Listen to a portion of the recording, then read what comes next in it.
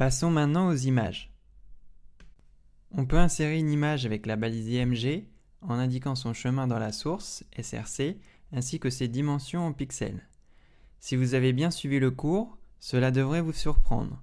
Les dimensions sont des propriétés visuelles, or j'ai dit et répété que le graphisme n'est pas le rôle du HTML.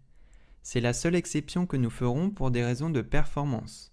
Le navigateur doit savoir à l'avance quel espace réserver à l'image, sinon il devra tout redécaler. Ajoutons donc une image à notre article. Vous pouvez utiliser l'image de votre choix ou récupérer celle dans les ressources de la leçon. C'est une photo que j'ai faite, donc pas de souci pour les droits. Utilisez bien l'autocomplétion pour la source pour ne pas faire d'erreur.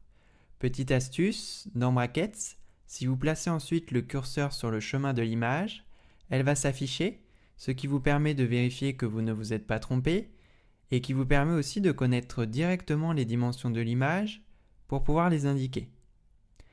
Et même détail que pour les liens, je ne suis pas dispensé de hiérarchiser l'information avec dans ce cas un paragraphe.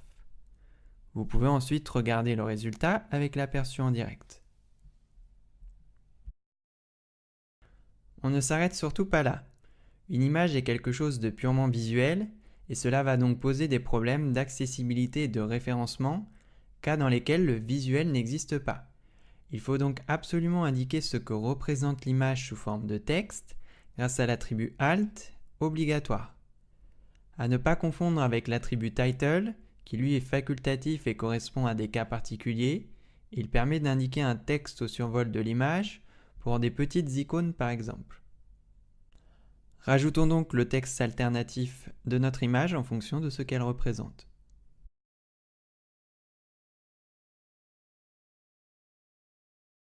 Ajoutons aussi le logo de notre site dans la zone que nous avons prévue dans le header en indiquant bien les dimensions et le texte alternatif.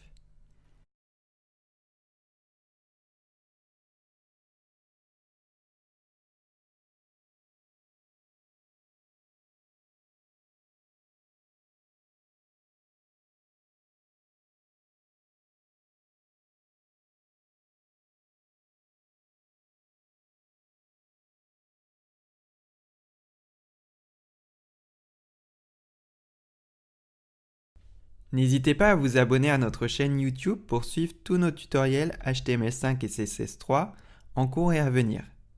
Cette vidéo fait partie d'une formation HTML-CSS complète avec des outils méthodologiques pour devenir un intégrateur professionnel et avec un exercice corrigé du cas pratique par excellence, la transformation d'une maquette Photoshop en page HTML-CSS. Retrouvez-la sur notre site web formationhtml5.com et inscrivez-vous à la newsletter pour obtenir des coupons de réduction. Et pour suivre l'actualité du HTML5 et du CSS3, rendez-vous sur notre compte Twitter @formationhtml5.